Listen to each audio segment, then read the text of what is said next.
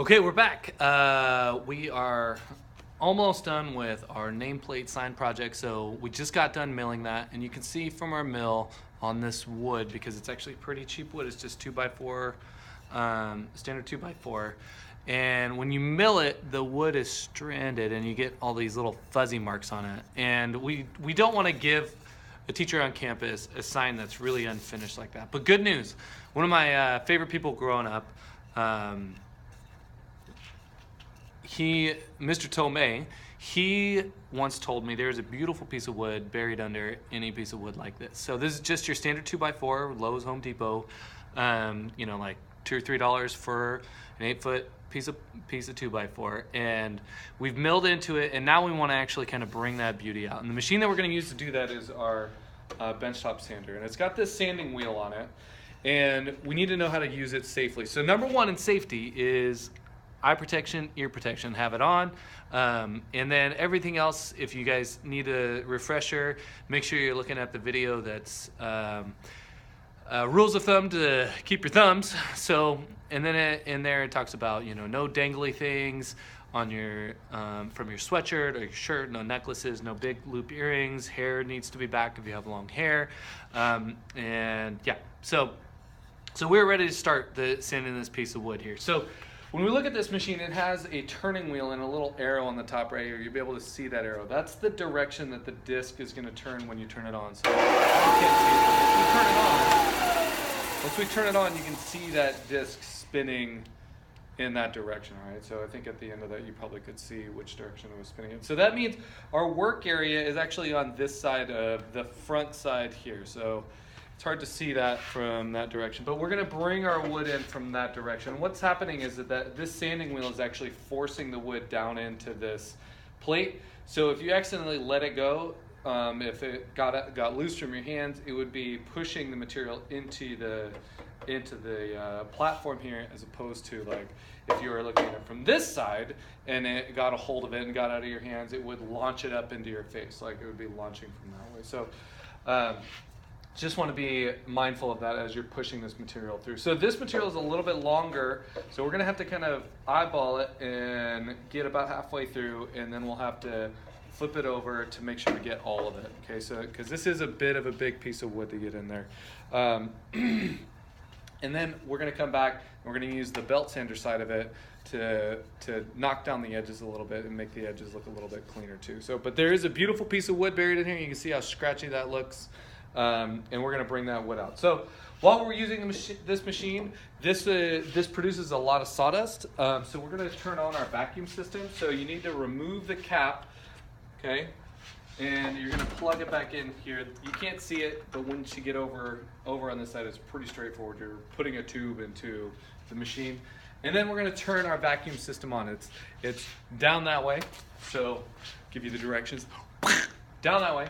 And it's just a big trash bag looking thing, and we're going to turn that on. It's super loud, so I don't want to turn it on yet.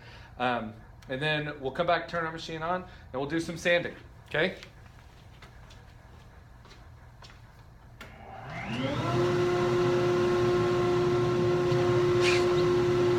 Okay, so we're turning our machine on. Coming in from this direction, okay? Going through that way. Hold on to it tight. Hold on to it tight.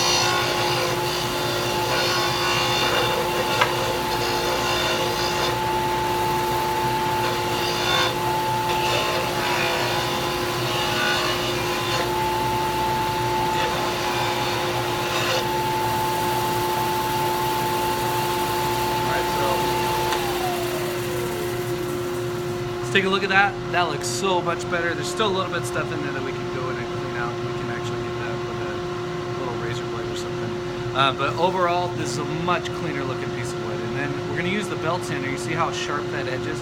We just wanna clean those edges up to make our sign look nice. We're gonna use the belt sander side of it. Now the belt sander takes off a lot of material all at once. So if you just leave it in there, it's gonna take a ton of material off. So hold on one second.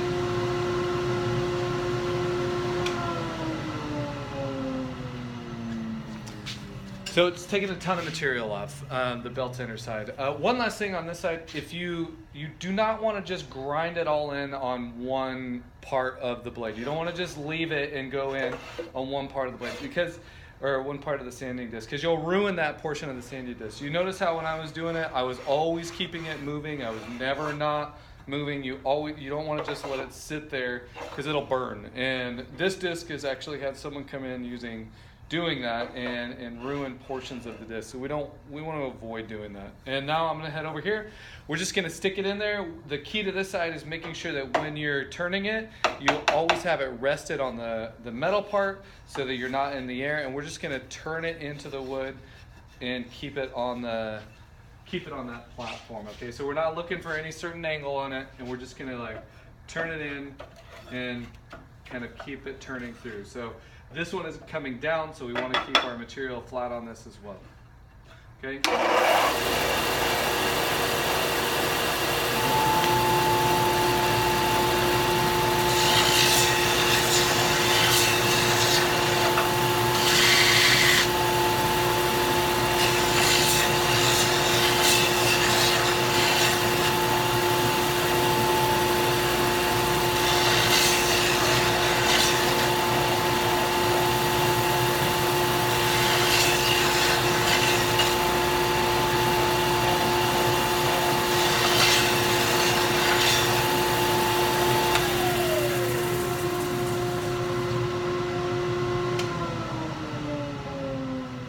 Okay, so that is much better. You can see those edges aren't quite as sharp. They're really smooth to the touch now. It gives it a nice finished look on there. So that's how you sand it. It's only 8 minutes of video. So the next video you're looking for, we're gonna actually spray paint the inside of this and then wait for it to dry. We're not gonna actually watch paint dry. That sounds terrible. And then sand it off and have a nice finished look, okay? And then you'll have something nice to give your teacher. So thanks for watching.